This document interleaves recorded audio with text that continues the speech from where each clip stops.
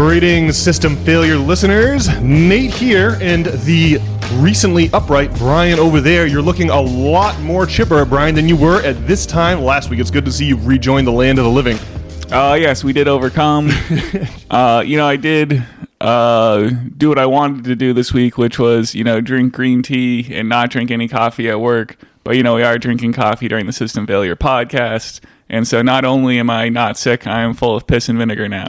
All right. Well, I'm glad to hear it, because we got a monster show today. There is way too much going on. There's like 4 or 5 podcasts I wanted to clip up for this episode. We had to settle on, just the couple that I did. I have 3 different podcasts to weave together today. It's been a hell of a week. So obviously, we call this podcast System Failure because we take it as a given here that the system is in a state of failure, meaning our capitalist political system, the post-World War II order, the Industrial Revolution, what have you, all coming to some kind of a dramatic crisis period during our own lifetime. So that's... Well, I don't really take it as a given quite the same way. I think we need one good democratic election for president, I guess, and we kind of be on an upward trajectory where it's been a downward trajectory our whole adult lives because It's been one thing after another since 9/11. One good presidential election. How would one good presidential election address the fundamental problem of capitalism, in which technology obviates the bargaining power of labor by making labor less and less necessary to the production process? Let's see. Well, let me phrase I could levy a question at you, okay. But suppose that catastrophic collapse happens, how are we preparing for that? How are we preparing for it as a country? How are we preparing for it personally? Individually. Well, the thing to do, there is nothing that we poor people can do individually to prepare for collapse other than buying assets that are tangible, that will still have value no matter what new monetary system we have. So I think that if you had money, the thing to do would be to stockpile, you see the preppers doing it everywhere. The prepping movement is huge. If I had more money, I would probably be doing a spot of prepping myself. I do think that, you could buy one of those 5-gallon pails of meals ready to eat from Walmart.com and just put one of those in your closet. Probably we should all do that. What's that, $40-$50 for one of those 5-gallon buckets that give you 30 horrible meals, but in the case of emergency, you could mix them with water and reconstitute them, freeze-dried foods. Or I guess MREs are not freeze-dried, though. You just eat them. So I can't remember exactly if Walmart has MRE or freeze-dried rations, but the point is, wouldn't it make sense for all of us to have one of those 5-gallon pails filled with terrible food, but it could get you through a couple of weeks in a tight spot? Well, obviously the billionaires or whatever are building these underground bunkers, so there's something to be said for that point. I just don't. I think the U.S. dollar will still be around when I die. Is my prediction. Yeah. I think you could see the disappearance of the U.S. dollar within years. We'd have to substitute with some other currency. It's not like we've had the U.S. dollar for the entirety of the 300 years of American history, right? We've had different kinds of currencies all that time. This version has only been around since 1913, and so I think the clock is ticking on this version of the U.S. dollar. Well, if society does collapse, there's still a lot of natural resources and wealth, and people with high per capita intelligence and whatnot and ability to do things. So if the old system goes, you can be sure a new system will take over. Yeah. Well, I guess the most doomsaying outcome I can fathom is that we all the price of food becomes too high, and we just all end up plugging into the Matrix because everything else is too expensive. Well, yes, our Ready Player One dystopian future. Maybe so, but I will divide. The podcast. I've got a Wall Street Journal article to read, and I've got I got 4 podcast clips for the first half. Right, these will be the inside the paradigm clips. Right, these are clips from people who are if they lived during the Middle Ages, they would take it as for granted that the church, of course, is our only access to heaven. The church has exclusive access to God, and so we need to pay the church for remission for our sins. Or we need to make these payments. We're making unnecessary payments now. Because of similar indoctrination, similar belief. So the first For the first half of the pod, we'll dedicate to inside the box thinking, and then in the second half, we'll have Tom Bilyeu of the Impact Theory podcast, which I quite enjoy, a man who has clearly just watched Stephanie Kelton's Finding the Money documentary and is now repeating those ideas on his massive platform. And it's obvious that old Tom is a little bit new to this game, but it's still great to hear him trying to break out of the indoctrination to which we've all been subjected. So I think we should continue this discussion about what we think the immediate future is going to look like once we hear from Tom Bilyeu, because the issue we have here is not just that technology is going to obviate the bargaining power of labor. We have another issue in that our monetary system is we instead of just issuing the money like we issue inches or miles or degrees Fahrenheit, right? We borrow it from bankers at interest, and the amount of interest keeps going up, and the only way to pay that interest is to borrow more money from them tomorrow, right? And then more money from them the next day. So we have the situation where we create more dollars of debt systematically than dollars of actual currency, leading to an inevitable, mathematically guaranteed collapse. And it feels like things are starting to move on that front, and that's why I've got this Wall Street Journal article I want to read into the microphone to you all today. It's I have concatenated it, of course, so it's just like just going to hit the major pieces, but obviously we're going to take this conversation all the way up to where the Donald and Elon Musk are now involved in a very public feud, which is something that's breaking as we're recording this podcast, much to my delight. I won't lie about that. But we'll build up to that. But we got to start with this. We got to start with the bond market starting to become spooked about government debt this week. Before anything happened with the Donald and Elon Musk, we got to start it Monday and Tuesday this week and work our way up to Friday in a truly memorable week. So, I will start by reading this Wall Street Journal article, which is entitled "Wall Street is Sounding the Alarm on U.S. Debt. This time, it's worth listening." This article is subtitled, quote, "You're going to see a crack in the bond market," warns Jamie Dimon. He has plenty of company. This article was published in the Wall Street Journal on June the 3rd and was written by Spencer Jacob. Is the U.S. going broke? Featuring an illustrated Uncle Sam with pockets turned inside out, that was the cover story of America's most influential news magazine in March of 1972. Sounding the alarm about a debt crisis has been great for companies shilling gold coins and fishy financial products, but has made smart, sincere people look silly when nothing happened, the financial market's equivalent of Y2K. So why are several suddenly worried? Because the math is getting daunting, with interest on the debt blowing past $1 trillion annually and Washington acting recklessly. Even people who have issued past warnings deserve a second, or third, or fourth hearing. Hedge fund manager Ray Dalio does have something to sell, his book, How Countries Grow Broke, out Tuesday. But the world's 172nd richest person is hardly staking his reputation on royalties, and his arguments are compelling. Dalio told Bloomberg he gives America 3 years, give or take a year, to avert an economic heart attack. The package of tax and spending measures sent to the Senate, now officially called the One Big Beautiful Bill Act, could act like budgetary wolf bait. It would add around $3 trillion to debt levels over the next decade, compared with existing estimates, and $5 trillion if certain temporary features were made permanent, according to the Nonpartisan Committee for a Responsible Federal Budget. For perspective, federal interest this fiscal year already will be more than the defense budget, and more than Medicaid, disability, and food stamps combined. Moreover, the Congressional Budget Office's estimates assume that the bond market will not only tolerate a surge in spending, but become more relaxed about it with lower yields. Consider that if the yield on the 10-year Treasury note stayed at today's level of around 4.4% for the coming decade, then the CRFB estimates it would add another $1 trillion in interest costs over that period. And what if yields surged instead in a vicious cycle? JP Morgan chief Jamie Dimon warned on Friday of the consequences. You're going to see a crack in the bond market, okay? Yet the bond market isn't exactly collapsing, even if 30-year yields recently hit a post-crisis high. So who are you going to believe? Millions of fairly relaxed investors or some wealthy pundits? Treasury Secretary Scott Bessent reiterated this past weekend that the U.S. will never default on its debt. But it doesn't have to.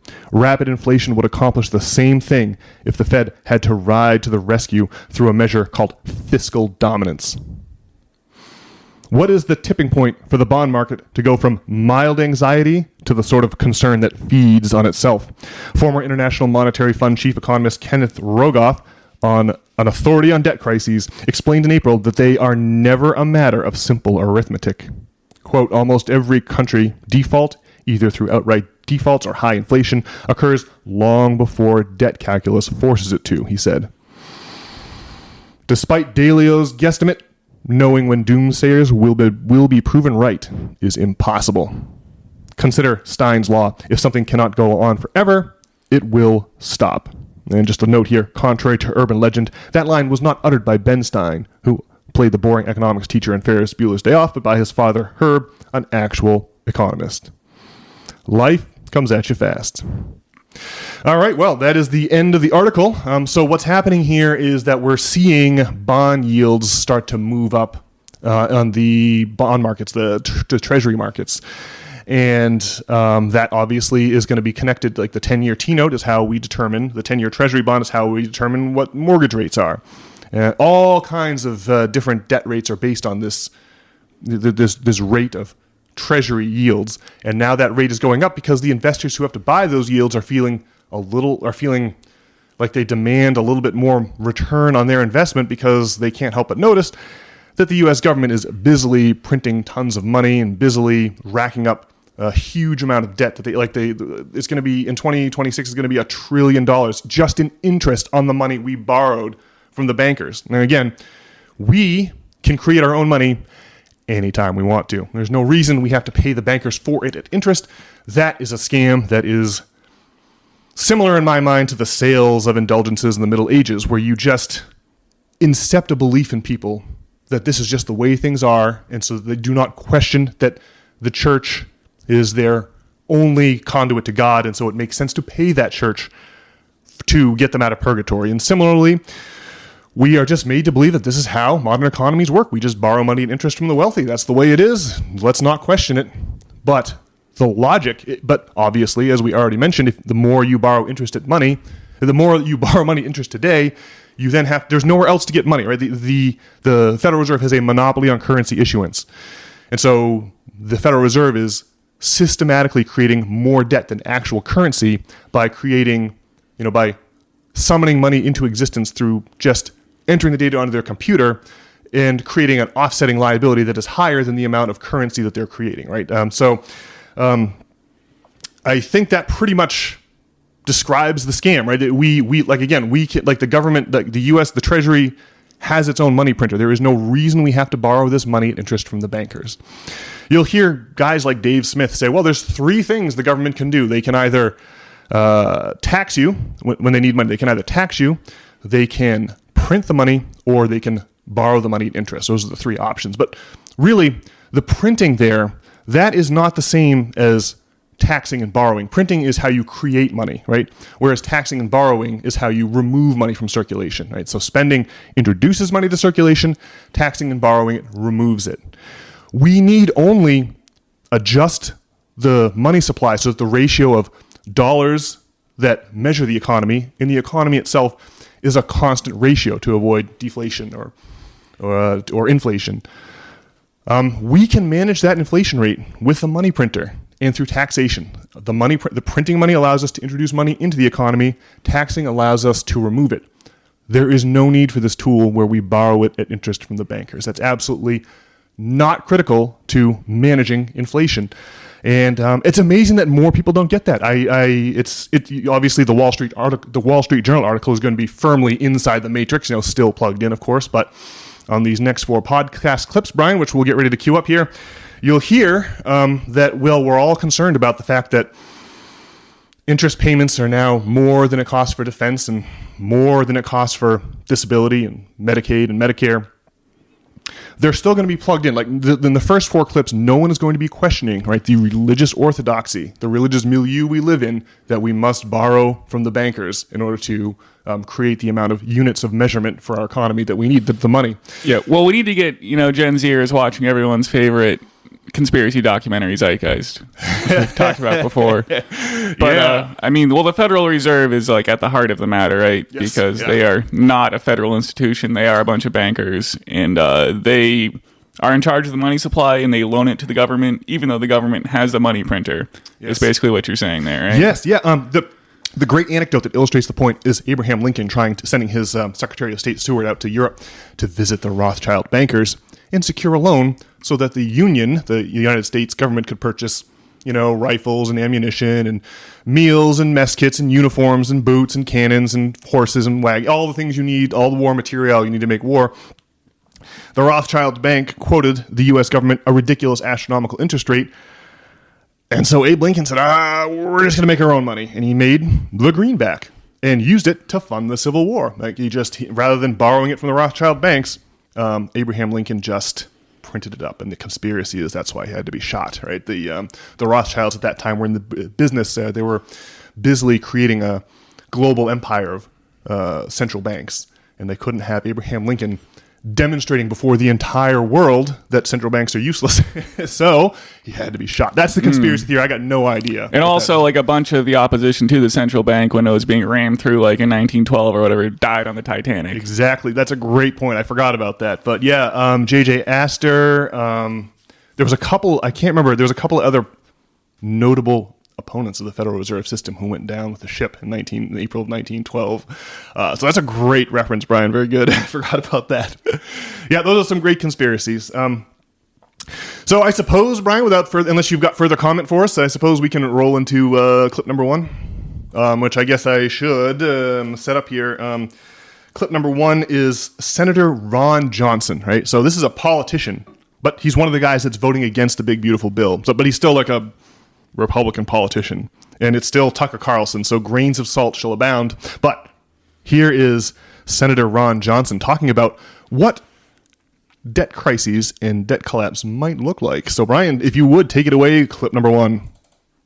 You often hear the phrase debt crisis. What does that mean exactly? What would that look like? Depends whether it's a chronic or a acute crisis. I'd say we're already in a chronic debt crisis. That is what I would consider the devaluation of the dollar. I laid out, and we talked about this, my pre-pandemic options going back to 98, 2014, 2019. So $1 you held in 1998 is only worth 51 cents today. Ouch. $1 you held it's devalued that much just since 98? It's been cut in half. When I ran in 2010, that dollar is worth about 68 cents. $1 you held during Obama in 2014 is worth 74 cents. $1 you held just in 2019 is only worth 80 cents. So again, that is the devaluation of the dollar. That's inflation. This is why everything is so expensive. That's a silent tax. That's how you spend $300 at dinner, and you're like, I didn't even get drunk. Like, how did that happen? That's the effect. Yeah, and that's why you had 40-year high inflation. So that I would consider the chronic debt crisis. It just continues, and it's the danger. We have not tamed inflation yet. We've tamed it, but we haven't conquered it. So I think that's always on the horizon, particularly if we continue deficit spend, particularly if the bond markets continue to react as they are, keep driving interest rates up higher, and you start increasing the amount of interest expense, crowding out other spending. So an acute debt crisis would be where you have a bond market failure. And like what happened in Greece, all of a sudden you can't sell your debt. So you either print the money, which sparks another round of 40, 50-year high inflation, devaluing the currency rapidly. We're not necessarily immune to hyperinflation. Other countries have experienced it. So a failure to sell your debt in a bond auction, what does that look like? You just put out your bonds and nobody wants them? Nobody buys them. And so, again, the advantage the U.S. has over any other country is we are the world's reserve currency. Right. So we can print dollars. So we can get by that moment, except for you're printing dollars, and inflation's pretty easy to define. It's too many dollars chasing too few goods. So you just print all those dollars, and again, the dollar devalues. The cost of your debt is lowered. Again, it's a silent way of addressing these massive deficits. How far away from a moment like that are we? I don't know. I would have thought we would have experienced it by now, but we've experienced it instead as again 40-year high inflation, the devaluation of the currency. I mean, I think that's pretty shocking when you take a look at that. As a dollar, just 11 years ago, it was only worth 74 cents. 6 years, it's only worth 80 cents. That's an amazing level of devaluation. Yes. Now, it's not even close to hyperinflation where, you've got inflation rates of, hundreds of percent. But so when that crisis comes, what do you do? Well, you have a great deal of turmoil in your society. It won't be pleasant. It's what we need to try and avoid. Yeah, this is what you were talking about a few minutes ago, Brian. What do you do when you can see that the runway is running out and your airplane needs much more distance to land? Interesting to me that Ray Dalio thinks we're looking at a collapse within 3 years, give or take a year. You heard Senator Johnson there say he thinks it already should have happened. So that's interesting to me because I feel better because I thought we've been facing some kind of a collapse since 2006, 17. It's been 8 years, still no collapse on. But Senator Johnson's definition of inflation is driving me crazy. It's like indoctrination. It's like propaganda, right? He described inflation as too many dollars chasing too few goods. So obviously, if you were to introduce a lot of money into the economy through printing and not remove a comparable amount of money through taxation, you would end up with an inflation, right? You would have more units of measurement, and then that would alter the ratio of units of measurement to the actual economy. Those units of measurement are supposed to measure. But there are other ways. There are other ways you get inflation than just by printing. What they're saying is we don't borrow money from the central banker. That's the wrong belief here. That's at the heart of this. We have to borrow money from the central bankers to avoid inflation. But we, like I already mentioned, we just need a tool to introduce dollars to the society, and we need a tool to remove dollars from the society. We've got those in printing and taxation. We don't need this third way to introduce dollars to the economy through central bankers, right? That is the heart of the scam.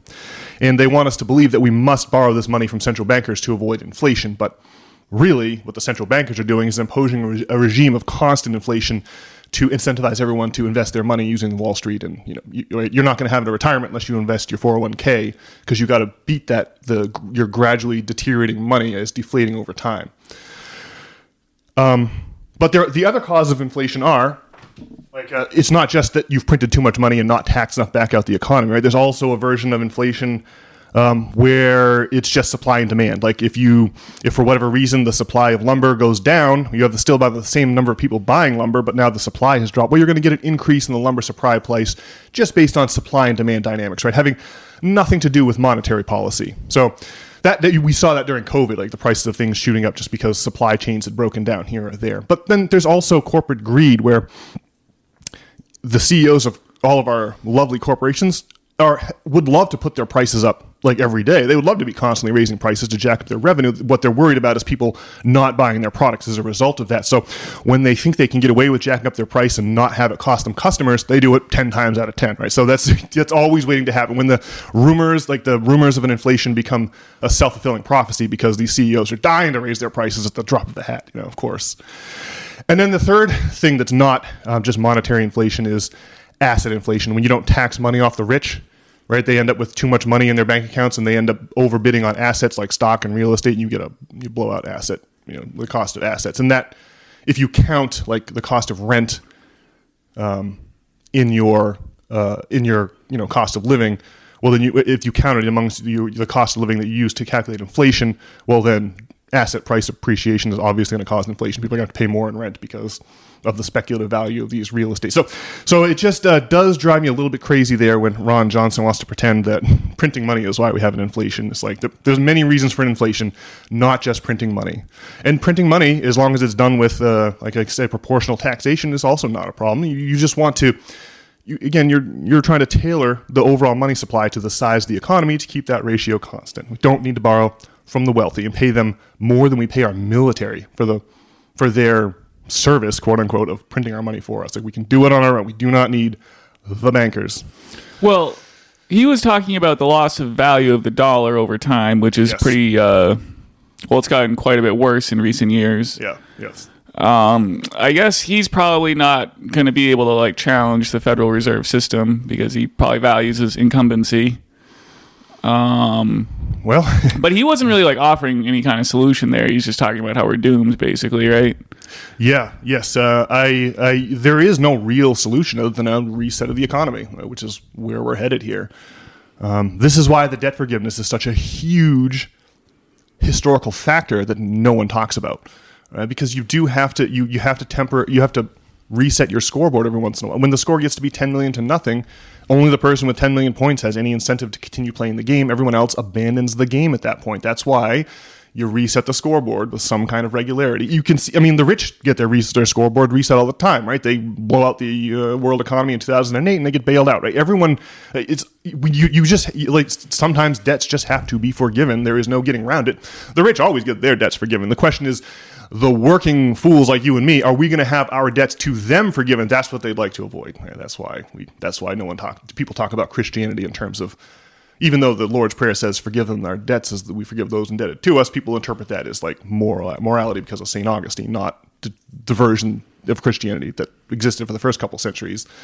But we've gotten further afield here, Brian. Have you got any more comments before we go on to clip number 2, which is going to be clip number 2 is going to be, again, it's just going to be the New York Times economic editor Jeff Stein on Breaking Points, talking more about the interaction between government spending and the bond markets, so to really illustrate the nature of our doom.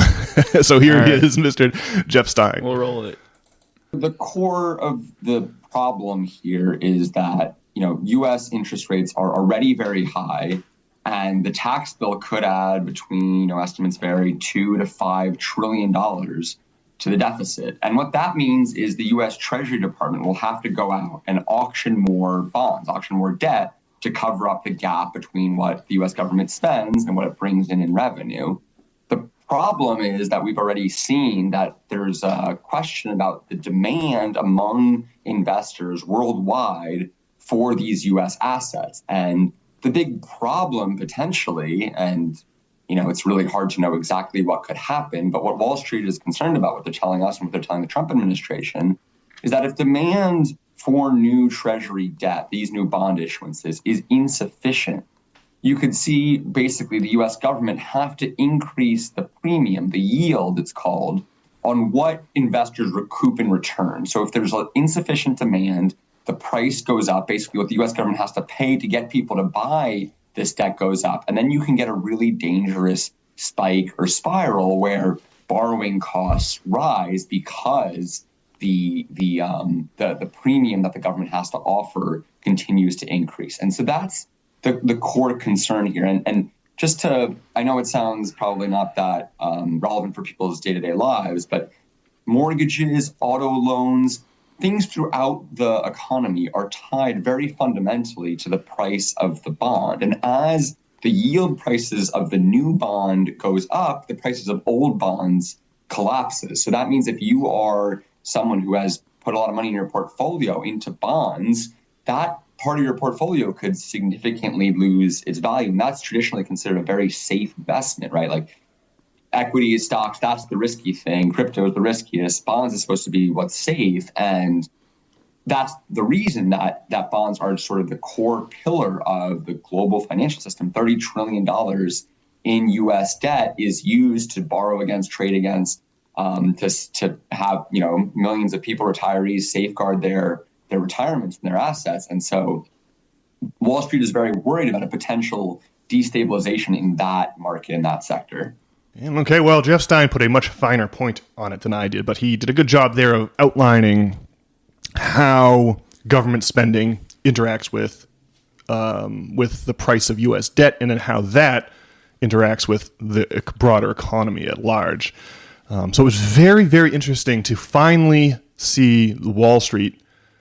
Usually you'll hear hand-wringing about the national debt only when the Democrats want to pass some kind of a social program, right? Usually we go to war and we give out tax cuts to the rich, and no one ever mentions the deficit, right? No one ever mentions how we're blowing out the deficit because it's a big problem. Well, that would be unpatriotic. Yeah. But right. But of course, when it's time, when it's time to fund the children's YMCA, the deficit is terrible. But this time around, and this is what has my ears perked and what had me fiendishly excited this week. This time around, this is tax cuts. This big beautiful bill. I mean, it definitely, and also the perturbations in the bond market reflect it too. You can really see that the people who are supposed to loan us money at interest are saying, yeah, we can see that the system is doomed and we're not really sure we want to loan you our money at interest anymore. It felt like, at least this week, it felt like it was finally happening. And that had me thrilled and giddy with joy, Brian. So I suppose we can move on and go on to the second clip from Senator Johnson here. He's going to talk about losing the world reserve currency. Again, this is Tucker Carlson, Senator Ron Johnson, interviewed on Tucker Carlson over in Bryant Pond, just up the road from here. I asked, what happens when there's a debt crisis? Why haven't we had one yet? You said, we probably should have had one. I don't know why we haven't, but we're going to get one if we keep doing this.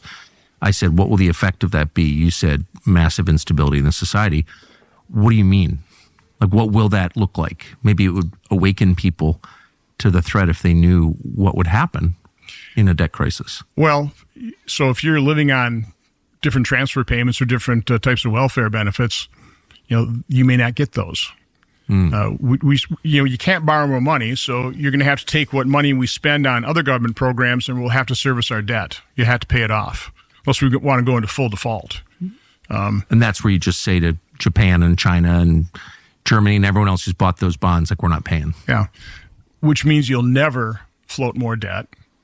So you can't, other than print more money, which then creates even more hyperinflation. So now people can't afford anything. I mean, has anyone ever defaulted? Any country ever defaulted on debt and just said, "We're not paying. Come and get it"? Oh, I'm sure they have. I'm not. But that's not common. Like, I think it happens enough. But what always happens is, countries like the U.S. go in there and we help them restructure their debt. I think that's happened numerous times. But no one's going to come and help us restructure our debt. No, nobody can. We will lose our position as the world's reserve currency, and we'll lose our ability to print dollars that people accept. I mean, it's a marvelous thing that we can just print dollars. We can send them overseas, and people will produce products and ship them over here. High quality products at pretty low cost. I think it's one of the reasons we've been able to keep inflation in check, producing all these massive deficits over the last couple of decades. Because we do import a lot of products. We've got billions of people either or underemployed around the world. We provide the capital. They produce the factories, they produce the goods, and then we just give them paper. It's fiat currency. We print it, we keep printing it, and it's been working out pretty well. At some point in time, that gravy train might stop. And then, then you have like a total collapse of the current system. Yeah. Again, I can't predict. I'm trying to avoid it. It'll be painful, and who really suffers are people at the lower end of the income spectrum that have no safety net. They don't have any kind of hard assets that will inflate with inflation. They just be destitute. A lot of them. Yeah. In a country that has no kind of organizing principle or national identity, where people are not as united as they were in, say, 1929. Yep. Pretty bleak, eh, Brian? Yeah. Well, obviously, like, the United States dollar's position as the world reserve currency, is based on, like, the petrodollar. And so, like, ultimately, the end of, like, it would be a situation in the Middle East changing where the United States doesn't dominate what goes on with the oil of the Middle East, right? Yeah. So the petrodollar, what you're really saying, I agree with you. I just want to really drill down this crucial point. What you're really saying is that the petrodollar is where we derive the demand for our government bonds, right? People want to buy U.S. dollars because they must trade U.S. dollars for oil. They cannot trade in another currency. And so our status of the world reserve currency gives us more or less, not limitless, but near limitless demand for our bonds, and that seems to be what's going away here. People aren't really wanting to buy the bonds, or at least they're wanting more money to buy our bonds because they're seeing risks now where before they saw none, and that really could be the thing that blows out destroys our entire. If bond rates go to 6, 7, 8, 9%, right, to yield in the 10-year T-note, well, that's what's going to cost to borrow money in this country. And that will just be devastation for our economy. Although, one thing I've seen is that I guess we export more oil now out of the United States since, fracking, which I guess is a questionable environmental impact. But the exports of oil from the United States have gone up drastically. And I guess it's more than we get out of the Middle East, or it's certainly gone up quite a bit.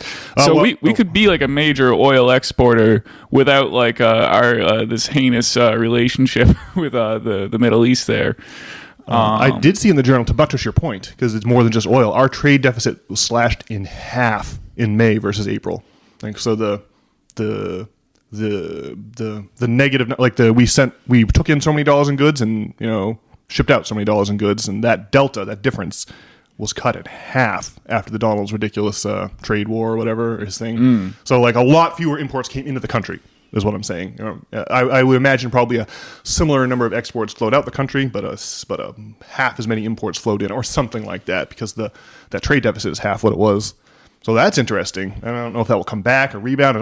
I don't know what to expect in the import-export game, but still very, very interesting. Brian, I do have one last clip here. Mr. Jeff Stein is going to. It's not as if these issues with the bond market admit of no solution, right? What we can still save ourselves. We're just going to have to fleece the rich to do it. And now Mr. Jeff Stein of the New York Times will explain exactly how that would work.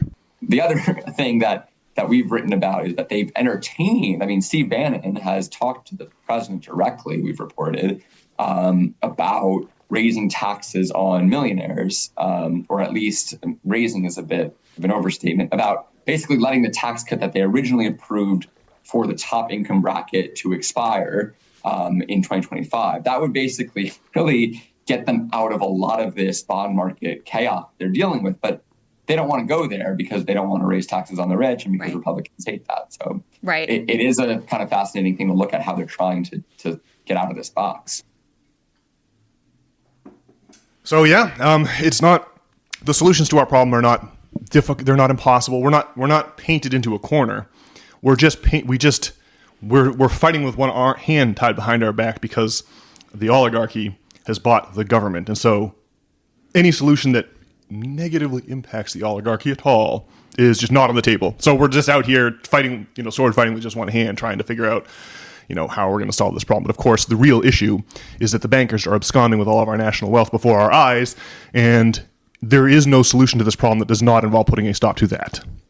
And so now we have been dabbling in the shallows here, Brian, of being plugged inside the matrix. We've been stuck in the modern monetary paradigm. And so I propose to you that we take a short little break, and then we come back, and then we blow the doors off the minds of our system failure listeners by going outside of that paradigm and listening to the ultra-excited Tom Bilyeu describe what he recently saw on that Stephanie Kelton documentary, Finding the Money. So we'll be back in just a second with that.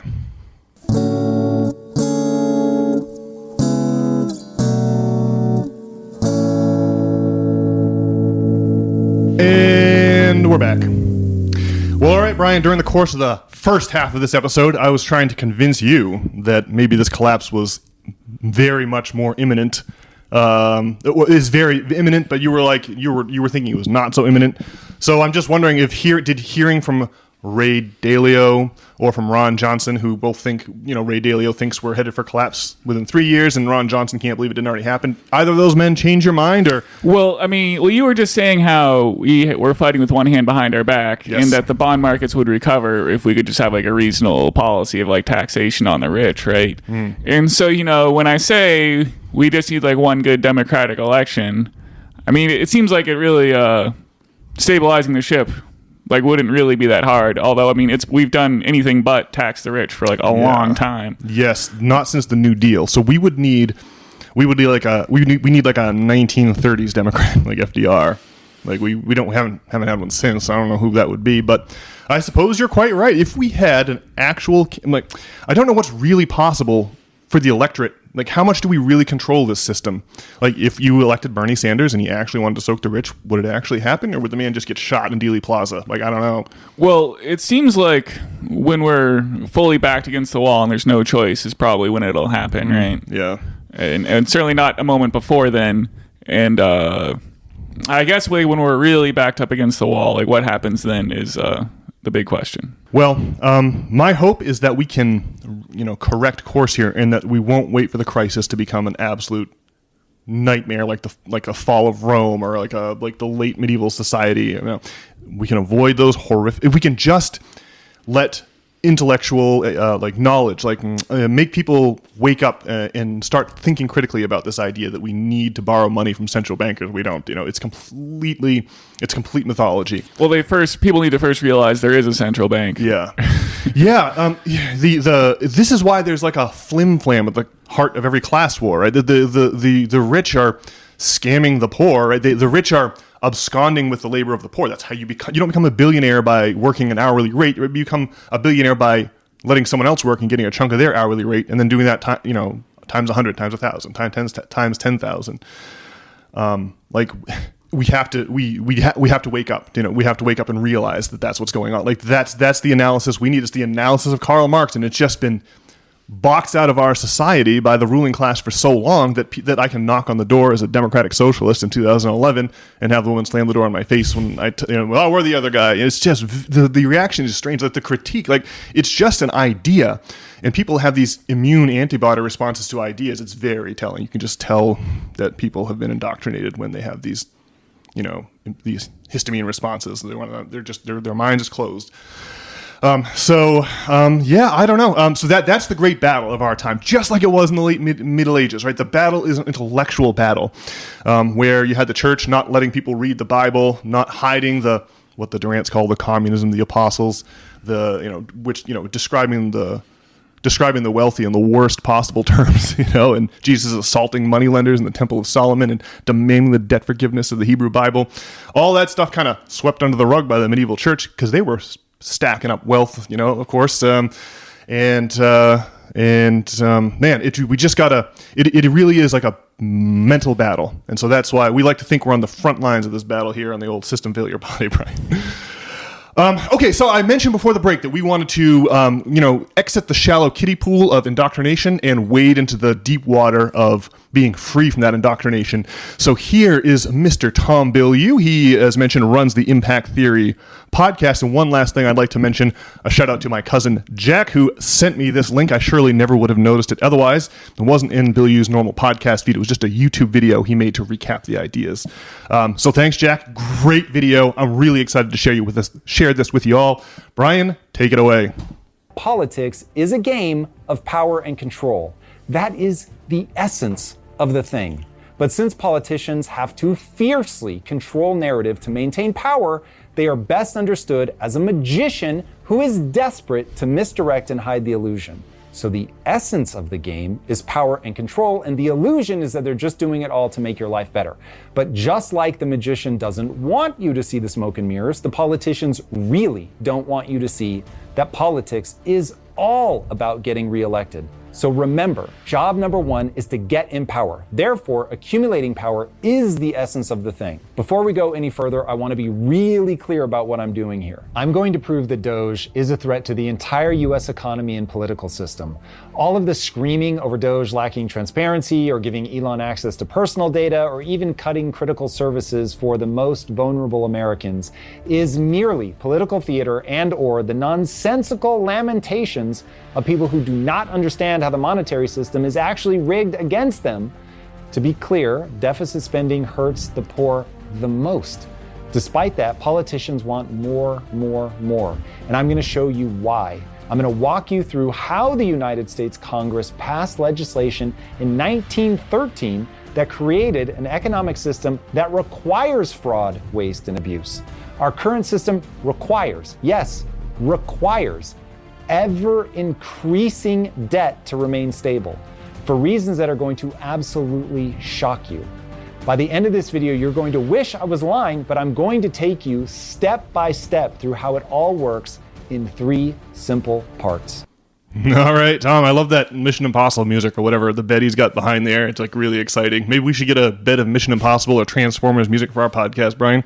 Maybe that would maybe that would spice it up a bit.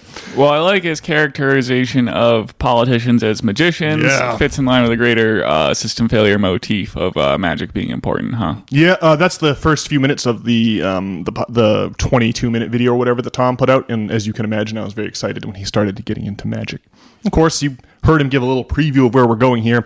It's exciting. He's getting to the Federal Reserve of 1913. Of course, the Titanic sank in 1912. So it's funny that we've already got to a few of these places on his Monopoly board.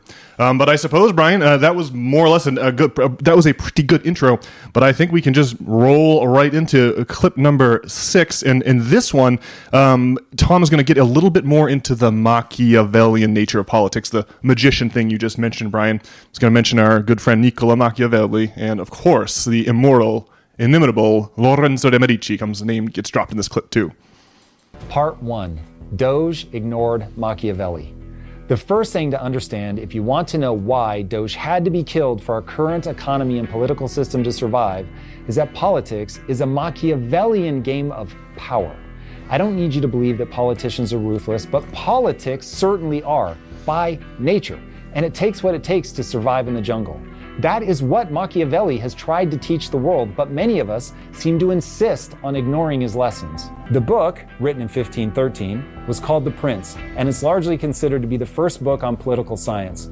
It was written specifically to advise Lorenzo de' Medici, and it outlined the ruthless, pragmatic tactics for rulers to gain and retain power. It offered revolutionary ideas about politics and morality, famously suggesting the idea that the ends justify the means. Machiavelli's blunt, but honest, talk about human nature and realpolitik stirred controversy and outrage among moralists and religious leaders of his time. He became synonymous with cunning, deceit, manipulation, and amorality, which eventually turned his name into the adjective that we all know today, Machiavellian. But I don't think the right question to ask is, was Machiavelli amoral? I think the right question to ask is, was he right about man as political animal? And I think he was. That's why Robert Greene's The 48 Laws of Power, a modernization of the same concepts, continues to be a perennial bestseller that you can find in any bookstore. These books may say something ugly about human nature, but I believe what they say is inescapably true. And if you fail to understand it, the whole world is going to confuse you forever. Does anyone really believe that politicians are selfless actors who just want to make the world a better place? I don't think so. I hope not. That may be what we want to be true, but to confuse is for aught is a terrible mistake that will leave you confused. The idea with the highest predictive validity is that left unchecked, people will lie, cheat, steal, spin, manipulate, and coerce in order to get in power and stay there. And nothing gets you in power faster or keeps you there longer than promising to give voters things that seem free.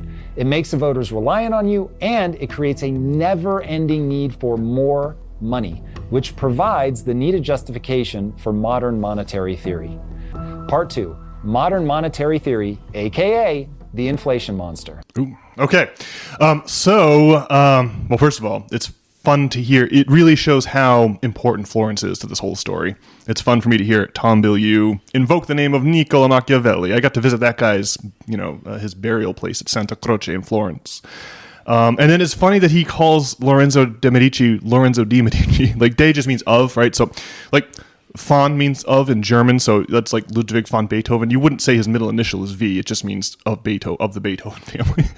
It's funny to hear Tom Bilyeu refer to Il Magnifico as Lorenzo de' Medici, as if he's, that's his middle initial, Lorenzo de' Medici. Well, that's a good one for the linguists in the audience. But I'm so electrified that Tom Bilyeu, he's new to this game. We've been hammering on this for years here on the system failure side, but it's so exciting to see the bigger podcasts finally start to clue in on this whole thing. I thought I was a crazy person in like 2015 because no one was talking about these things back then, or at least not the big mainstream. You'd have to go to the fringe to find people talking about this stuff, like Professor Richard Wolff. But now, like Tom Bilyeu of Impact Theory is on here hammering these ideas, so that's wicked exciting for yours truly. So the just the last point on the Machiavelli. Bilyeu he's directing your attention to the flim-flam that lies at the heart of every class war, right? Every class structure. All right, he's talking about how the upper class deceives the lower class, right? So we are all suckers. That's why Bilyeu is bringing up this Machiavelli, this Niccolo Machiavelli. So it's a point well taken. I think we are ready to move on to clip number 7, in which Mr. Bilyeu will talk about modern monetary theory. Part 2. Modern monetary theory, aka the inflation monster. Modern monetary theory, known as MMT for short, is just a fancy way of saying magic money. Magic money that isn't tied to anything real like gold. Used to be, but it's not anymore. And that's a huge problem that dictates basically everything in your life. I'm gonna make the case. I'm telling you right now, this impacts more of your life than people understand. MMT is a bit like a cortisol injection for pain. Got a joint, hurts a bit, you get the injection, it makes the pain go away, at least for a while, but it also destroys your bones, muscles, and immune system in the process. Plus, it's only masking the symptoms. It's not actually addressing the thing that's causing the pain. Whether you're in America, China, or 16th century Italy, when people are flush with cash, they're chill. China is literally an authoritarian government. But when people have food in their bellies and housing prices are going up, no one says a peep. But break the housing market and you've got riots in the streets. The Revolutionary War in America kicked off over taxes, and now that housing is out of reach for most, the middle class is getting eaten alive, and the wealth divide is growing faster than Ozempic sales. Suddenly, America also feels unstable. Actually, the entire West feels unstable. The wellspring from which every other problem arises is tied to modern monetary theory. If you want to know why families have fallen apart, follow the money. If you want to know why the average job doesn't buy what it used to, MMT. If you want to know why we're so polarized, MMT. If you want to know why DEI, talk to a central banker. And modern monetary theory sounds like a great way to solve a natural problem. When you view the economy as a force of nature that needs to be tamed and resisted like floods or hurricanes, I get why you'd want to create a system that is under direct individual human control. The economy is better understood as an earthquake. You don't want to fight against this force. You will lose. You want to build in a way that's flexible enough to move with the shaking without breaking. So why did Doge have to die if it wasn't for the reasons coming from the left? Simple. Doge had to die because the current monetary system is built on debt. Like the whole system is made of debt. If you've ever seen one of those AI videos where everything is made of cheese, but you can still see that it's supposed to be the buildings or whatever, but they're all made of cheese, that's what the economy is like. But instead of cheese, it's debt. Everything is debt. And because everything is debt, if you don't have waste, fraud, abuse in the system, you don't have a deficit. And therefore, you don't need more money. I'm going to prove this out in a minute. Deficit spending is the point. And waste gets you to the point the fastest. Hear me when I say, you must have a deficit to make the current modern monetary system work. You must have a deficit. Must. Remember, the whole system is made of cheese. So anyone who says get rid of the cheese, aka the debt, they're saying get rid of everything.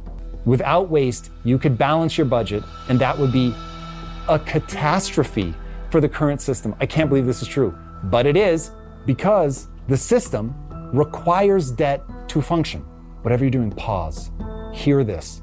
That is why both sides of the aisle want to deficit spend. They just want to do it at different rates. Okay. Well, out there, Brian. First point of order. Love Mr. Bilyeu. He obviously has just watched Stephanie Kelton's documentary, Finding the Money, so he's using the terms incorrectly. He's right. It used to be the case from the time the Lydians invented coins in the 6th century BC, all the way up until 1972. Right, we had commodity-backed currencies, and we needed some artificial means of limiting the number of currencies in circulation, and this is the way we handled it up until 1972.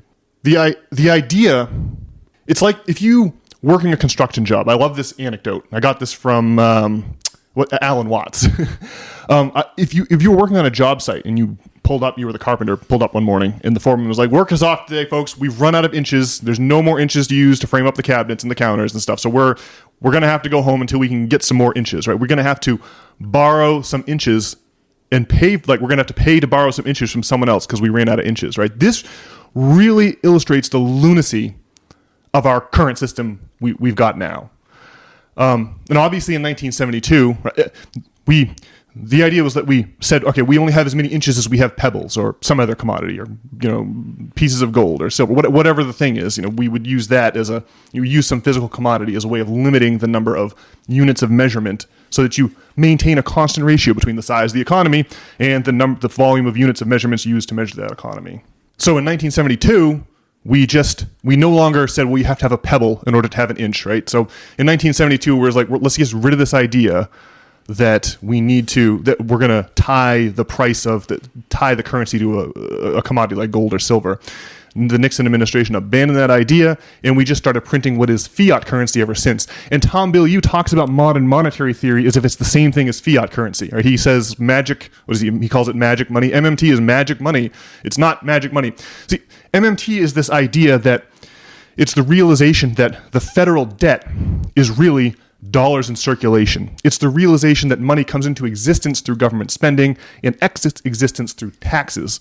It's the realization that the government must first seed the economy with a bunch of dollars before they can collect $1 back in taxes, right? So that the number of dollars distributed into the economy through spending and the number of dollars taxed back, right? There has to be a gap there. There has to be a delta between those two numbers in order for there to be any dollars left in circulation for the private sector to use. And that delta we call the national debt. We've got a debt-based currency, right? And that delta could just be the number of dollars issued. There's no reason that it has to be paid back to anyone at interest, right? We could just say, well, we've issued this many dollars into the private economy. Paying to borrow extra dollars or paying to borrow extra inches is a scam. It's a flim-flam on par with selling indulgences in the Middle Ages. So now Tom moved on to Doge right afterwards, and this is the part that's insane. And I'm so glad that Tom is on. This is great. We borrow. The only place to get money, because the central bankers have a monopoly on currency issuance, the only place to get more money is from them. So when we borrow money at interest from them today, the only way we can pay them back tomorrow is by borrowing more money from them tomorrow to pay them back for today's debt. Since they have the monopoly on currency issuance, you just get the cost that we use to buy the extra inches or the extra dollars in this case, right? That cost just keeps going up and up according to the laws of exponential mathematics. It's an exponential function, compound interest is. And so the real question is, how much of our national treasure are we going to, we're awarding a steadily increasing share of our national income to these bankers just for them to issue our currency. We do not need that service. So it's interesting that we have to keep building in order to service our debt. We have to keep having more and more, higher and higher deficits, because remember, deficits are really the mirror image of currency and creation. In 1921, the stock market collapsed on Wall Street. It was an even bigger collapse than 1929, and the reason we had a collapse in 21 is because the government stopped spending money after World War I. Same thing happened with the Clinton administration in the 90s. They ran a budget surplus, meaning they removed currency from circulation, leading to a collapse at the end of the 90s, a massive economic collapse. Right? After World War II, our government did not disarm. They continued the massive Keynesian spending, so we didn't see that kind of collapse in the 40s after World War II. But it's running a budget surplus means you're removing currency from circulation. This is the modern monetary theory realization, right? And one final note on MMT. This is the school of thought that who is most Dr. Stephanie Kelton is most associated with the school of thought. These folks all work at the University of Kansas, and you can read books by a bunch of folks involved in the MMT movement. But I would definitely recommend starting with Stephanie Kelton's documentary, Finding the Money. Whoosh. Okay. Any further comment from you, Brian, before we move on to the next clip? No. Here's a quick breakdown of how it works in 5 easy steps. 1. Money is created through debt. This is a fact no one disputes. They might not understand it, but no one disputes it that does understand it. Well, again, some of this stuff the government definitely prints money, and it definitely lends that money. Now, the government definitely prints money, and then it lends that money by selling bonds. Is that what they do? that guy was the chair of Biden's Economic Advisory Committee. He doesn't understand how the system works. He's not evil, fine, but he's still one of the many useful idiots driving at full speed towards a cliff. The fundamental truth is that modern money isn't backed by commodities like gold or silver, or even glass beads, for the love of God. Instead, money is lent into existence by central banks. It didn't exist, somebody wants to borrow it, poof, they create it, typically through the purchase of government bonds or securities. Every new dollar, forget new, every dollar that exists, full stop, enters circulation as interest-bearing debt. 2, interest requires constant debt expansion. Because every dollar created is attached to debt and therefore an interest obligation, society must always repay more money than was originally created. This is a key point. The amount of currency needed to repay debt, principal plus interest, by its nature, will always exceed the amount of currency that currently exists. This creates an ongoing need for new debt to create additional currency to cover the shortfall. Let me give you an example. If $1 trillion is loaned into existence at 5% interest, then $1.05 trillion is due back. But only $1 trillion was actually created. To pay the additional $50 billion in interest, society must borrow more so that more money comes into the system, perpetuating the debt cycle, because if you create that money, it also has an interest obligation, and you're gonna have to pay interest on that. I and all of history scream from the void to be heard. There is only debt, interest, and the cliff in MMT. It is the only outcome. Point number 3. Without continuous deficit spending, the money supply contracts. If governments stopped borrowing, i.e. they stopped deficit spending, if Doge actually balanced the budget, the source of new debt and therefore new currency would dry up. When loans get repaid without new ones taking their place, the currency in circulation shrinks. This happens because repaid money disappears from existence because it was only debt in the first place, reducing the available currency. There's consequences to that. Namely, there's less currency available to service the existing debt obligations. There's also increasing difficulty for businesses and individuals to repay their loans. There's potential defaults and economic contraction that will follow quickly. Point 4.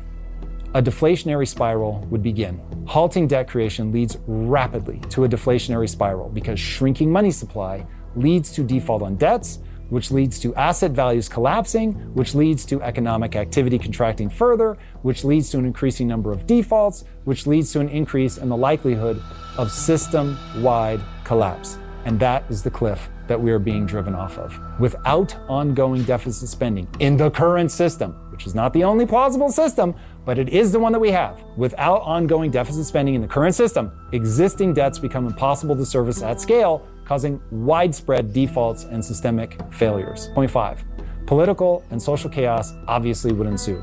Central banks and governments clearly understand this mechanism, thus they deliberately promote constant deficit spending to avoid systemic collapse. Ever wonder why we're always going to war? They have high financial needs, lots of debt. That's why wars are an inevitable outcome of the current system that we have, because without this continual injection of new debt-backed currency, fraud, waste, abuse, war, etc., etc., the economic, financial, and political structures themselves risk severe instability. Once you see the cause and effect, once you can follow those jumps, all of a sudden the political theater becomes far easier to see through. Whew, it's a spicy meatball, eh, Brian? I wonder if any of this is putting a dent in your optimism from the top of the pod. He's played some nice ominous music there. That's pretty good stuff, eh?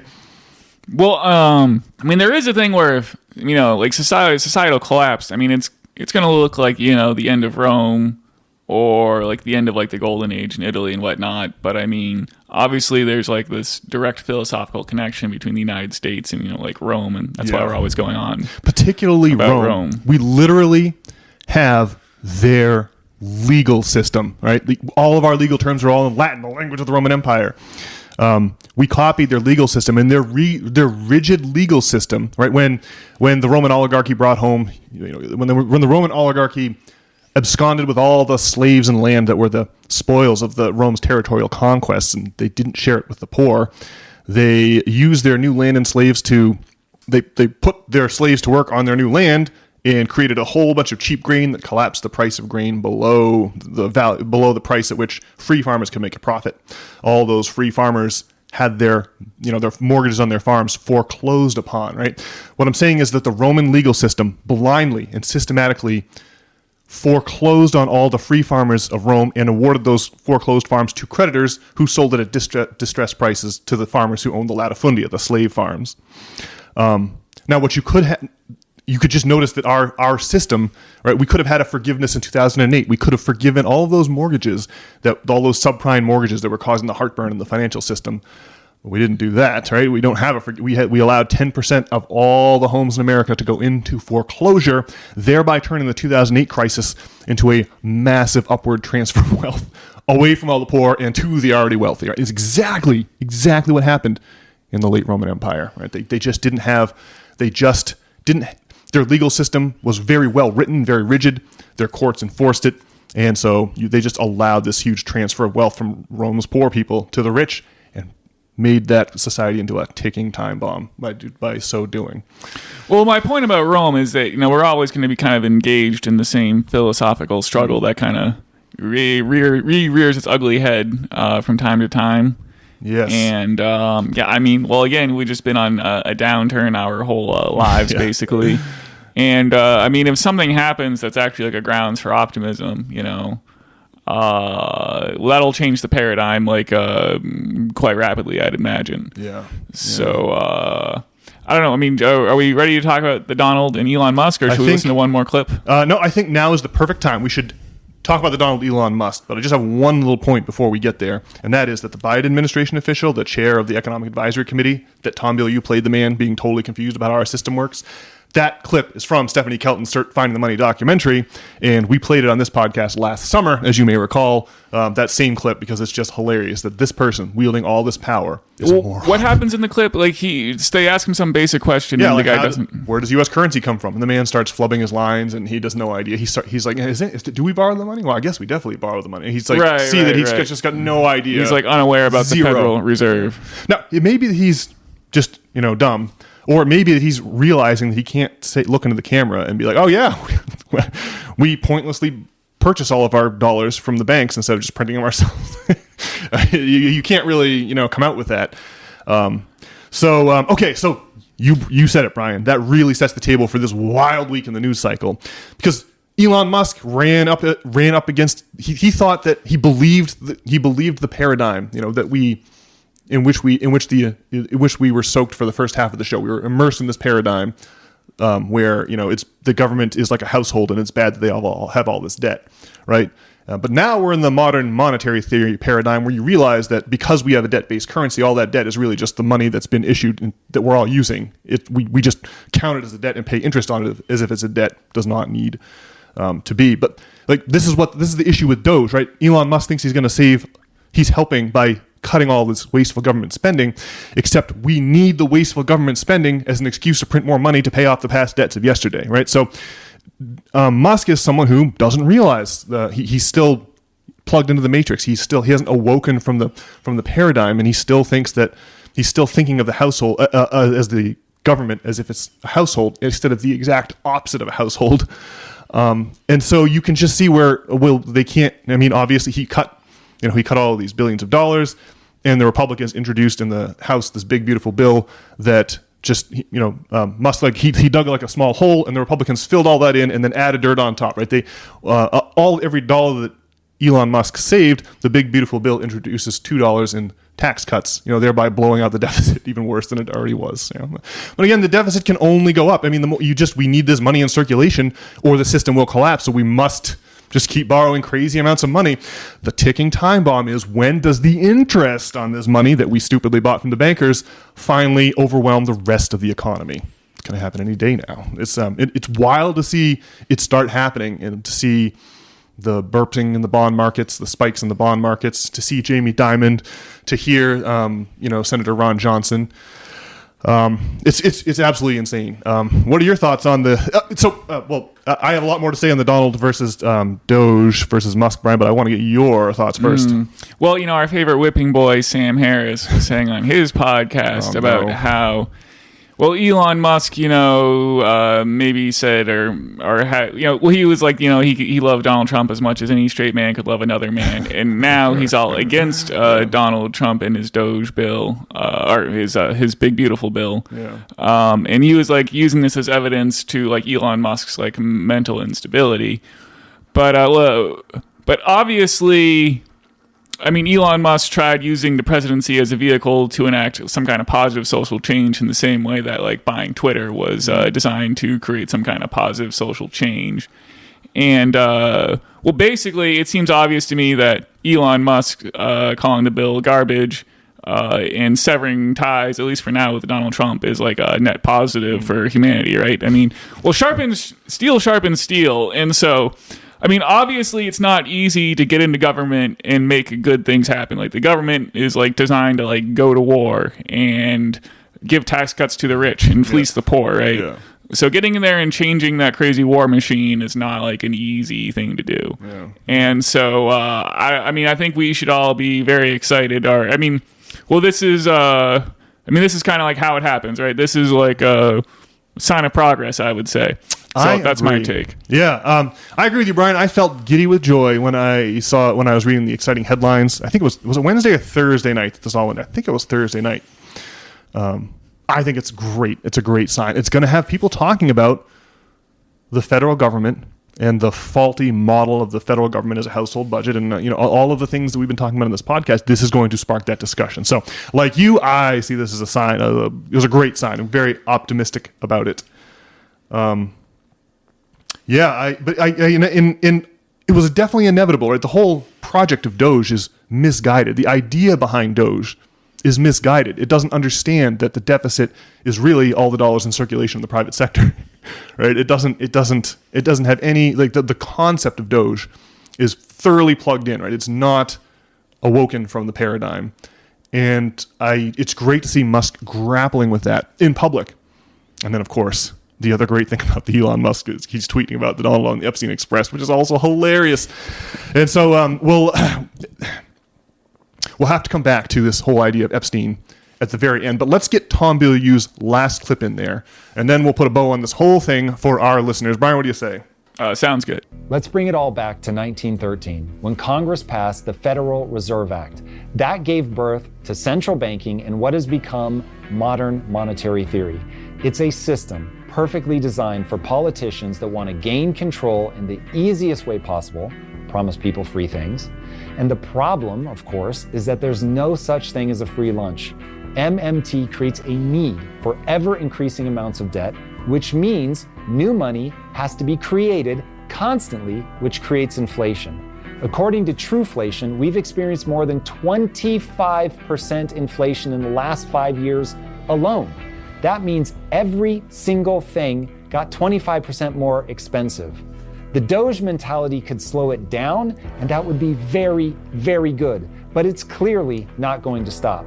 And to make matters worse, inflation steals from everyone, but only gives to the people who own assets, which is another way of saying that it takes from the poor and gives to the rich. I'm one of the rich people winning in this system, and I'm telling you now, it is a terrible idea. Remember when Trump said, I know all about the rigging the system because I had the system rigged on me. Well, I'm telling you, you need to change the system. If we drive off the cliff, we all go together. The only thing I could do with my money at that point is flee, and I love this place. So let's talk about part 3. Part 3. And now what? Where do we go from here? This whole debate started when Doge went into high gear, threatening us all with a good time, namely a balanced budget.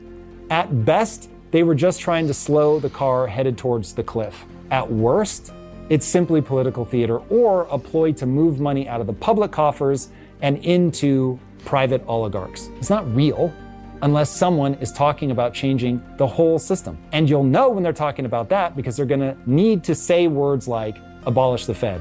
Hi, Ron Paul. Ultimately, we will have to fix the system. As the economist Ludwig von Mises wrote, there is no means of avoiding the final collapse of a boom brought about by credit expansion.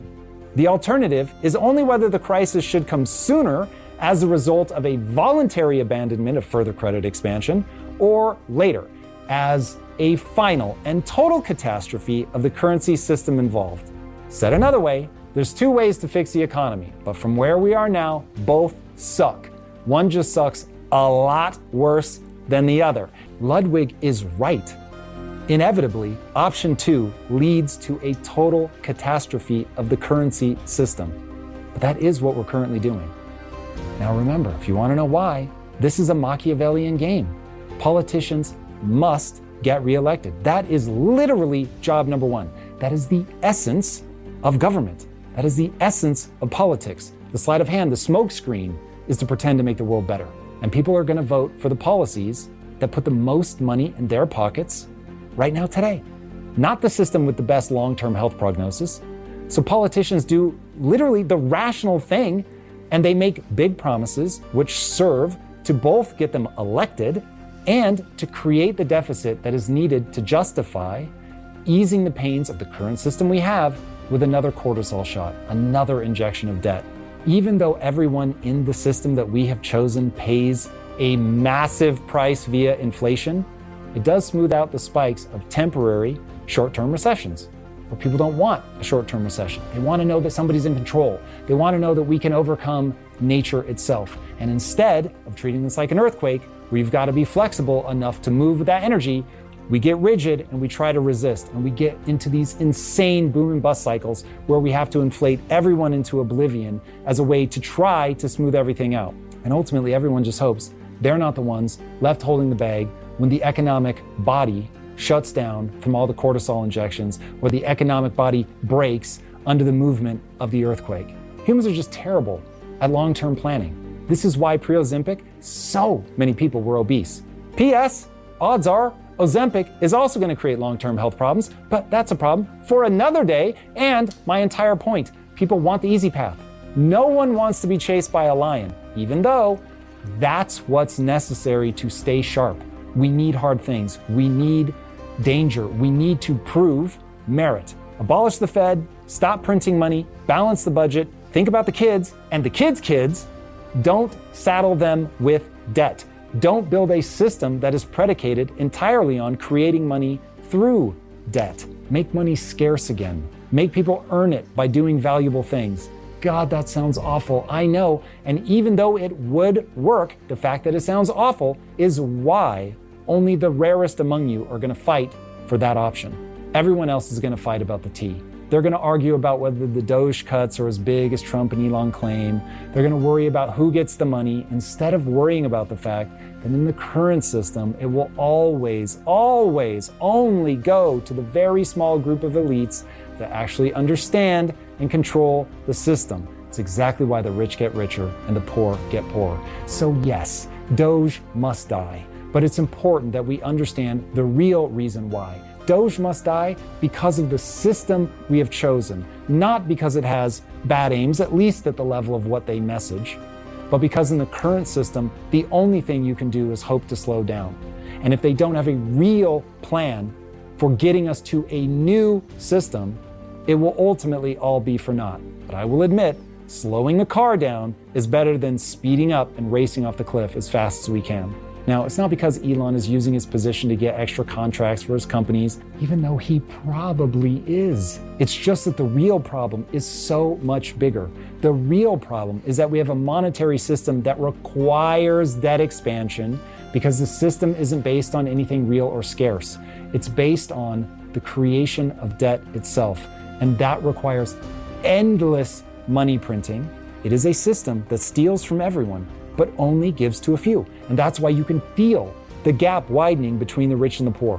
Well, there you have it, Brian. Imminent system failure. Man, is that little clip from Tom Bilyeu a big, fat fastball down right over the plate for this podcast.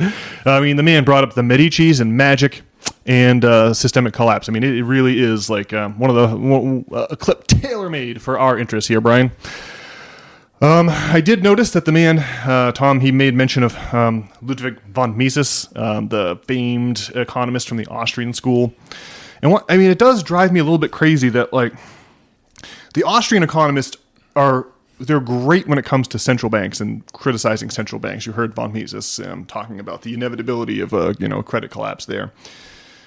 But they're also a big part of the walls of the cage that hold us in, that keep us indoctrinated in this, keep us plugged into the matrix, because they arose in opposition to central banks, but also in opposition in the late 1800s, in opposition to the socialist movements that were roiling societies on both sides of the Atlantic in that time.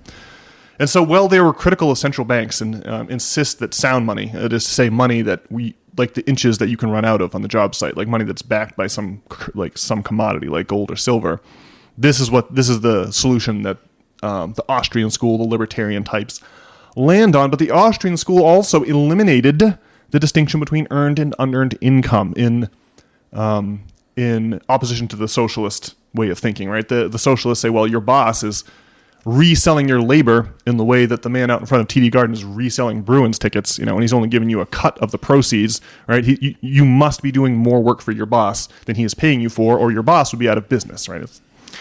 But the Austrians came along and said, well, if you're starving if you're dying of thirst in the desert, and I have a glass of water, and you offer me $10,000 for that glass of water, well, that means that you value the glass of water at $10,000 because it was a voluntary transaction. We can conclude that the price of things, the value of things, is relative. And if the price of things is relative, that means that there's no way in that model for you to be ripped off. There's no way if the bank sells you a house for $500K that's really only practically worth $100K.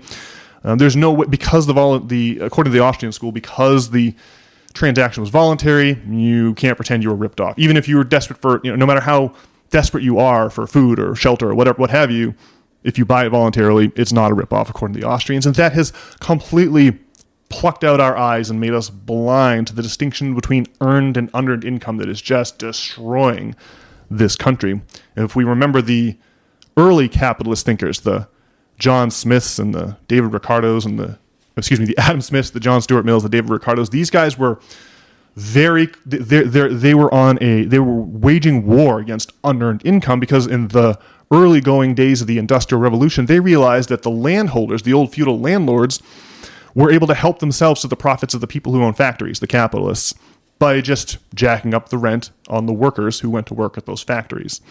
And so that's what Adam Smith writes about. We've got to make sure that we tax away unearned income, that is unproductive income, that like asset appreciation, things like rent, things that don't involve actual provision of goods and services. And so it's just interesting to hear Bilyeu mention von Mises and the Austrian school. So I always have a perennial bone to pick with those guys. And indeed, this distinction between earned and unearned income is at the heart of the matter. You heard Tom Bilyeu say it: make people earn money, make it harder to get, right? Do not reward people for sitting on toll booths or monopolies or assets. Make people actually work for their money. So that's pretty exciting. I really am. It was just a great clip there. And Brian, unless you have any comment on the Austrian school, I think we now have to turn our attention to the fact that Elon Musk is tweeting up about the Donald being on the Epstein Express and Jeffrey Epstein and what is going on there. Because obviously there's a connection there too, right? We talked about the Rothschilds earlier in this podcast when they tried to rip off the Lincoln administration and by charging them usurious and exorbitant interest rates on their potential loan. Well, those same Rothschild bankers, right, are the ones who founded the state of Israel, right? So there is some nexus of international. What I'm saying here is there's some nexus of international finance that exists over and above the nominal heads of state, in just the same way that the Pope was the man who crowned the heads of Christendom. Right? We now have central bankers who took over for the Pope in the 17th century, acting in just the same way. And the Rothschild Bank is a good example. It was when Lord Balfour wrote the Balfour Declaration about the creation of the State of Israel in the World War I era, it was to a Rothschild banker that he addressed his note. It was a Rothschild banker who selected the the ancient occult symbol, the hexagram, the Star of David, to be on the Israeli flag. And I think it explains the fact that the same shadowy international banking houses that exist over and above our nominal heads of state, I think that explains why our country seems so wedded to the Israeli cause. I mean, there's no other real way to explain it. Shadowy banking houses. And of course, Ghislaine Maxwell's old man worked for the Mossad, right? Isn't that the Robert Maxwell? Isn't that the thing about Ghislaine Maxwell's dad, right? And so the question that we all have is, was Epstein a Mossad asset? Was he a CIA asset? Why did our government tell Alex Acosta, the AG, who was then the Florida AG, he was the Florida AG in like 2008 or whatever. Why did he give Epstein this sweetheart deal after he was convicted of, sexual trafficking of minors? Why did he give him a sweetheart deal and tell the press that he had gotten word from his higher ups that Epstein was an intelligence asset and to keep his hands off, and he was therefore, untouchable? It really is really. Something is definitely up here. There's some weird connection between like Israeli and American politics, international banking houses, and then these weird pedophile rings where you collect political compromat on politicians and use that to manipulate world events. There's something going on here. And so that's why I was so delighted that Musk was tweeting up about the Donald Bill on the Epstein Express. It's great stuff because it belongs in this whole mix, talking about banking and deficits and debt and all that. Absolutely wild. Well, I don't think it really is a huge mystery is the thing. Or, obviously, it's just at the flim-flam at the center of it all, to which you spoke earlier. What to say? I mean, like, obviously, just the powerful interests want Israel to be a thing and want U.S., taxpayer dollars to support it, right? And also, well, it seems like we want to stay in the Einsteinian model of physics and like not have things progress. I think it was before the podcast we were talking about how we were talking about like Bob Lazar. We'll have to talk about it next week or something. But there was this compartmentalization that happened for the Manhattan Project, and science has kind of stayed with this compartmentalization rather than like an open source system with regards to the technology. And at this point, I've just accepted that there's a breakaway civilization with 0-point energy and whatnot. So that's what Catherine Fitz was saying a couple weeks ago. Yeah, and so all that needs to kind of remain hidden to keep society the way it's going. But Catherine Fitz was talking about how like unlimited energy really is unlimited power, and just putting that in the hands of like any regular person is like a tremendous risk. Someone could blow up the world pretty easily. So, that's what it is. One last titillating connection between science, as you were saying, between the weird artificial science that we're being confronted with today and the Epstein Ghislaine Maxwell story, right? We all remember that Maxwell's old man, the aforementioned Robert Maxwell, made his fortune in the 60s by introducing this idea of peer review. You go back to the Google Ngram and you can type in peer review and see that the phrase peer review was virtually unheard of before the mid-1960s. That's when Robert Maxwell started using that phrase to sell publications to all of the various educational institutions around the world. Right? He realized if you control the journals, the scientific journals, well, that's an automatic subscription from every university in the world. And then if you take your number of scientific journals from 9 to a couple dozen, well, you can really get rich and make some serious money. And the way that you force all of these institutions to buy your publication is by insisting that only peer-reviewed science is admissible in the form of scientific discussion, and that to get peer-reviewed, that means you have to be peer-reviewed in one of Robert Maxwell's Pergamon Press-owned publications. So it's very, very interesting. Like whatever's going on in the sciences, and whatever's going on with economics, and whatever's going on with geopolitics are all multiple sides of the same super creepy coin. All right. Well, Brian, have you got any more exciting? I think that's about as many disparate concepts as we can smash into this episode. I feel like we've got everything out there. I think so, yeah. Okay, well then I will exhort our loyal system failure listeners to migrate over to systemfailure.org there. If you'd like to get in contact with either Brian or myself, you can click on the About page and click on our names and send us a note. And if you'd like to subscribe to the weekly essays written by yours truly, you can accomplish that feat over at systemfailure.org as well. I will be back on Thursday with the weekly audio essay read, and Brian and I will be back together 1 week from today for the regularly scheduled edition of the System Failure Podcasts. We cannot wait to see you all then. Alrighty.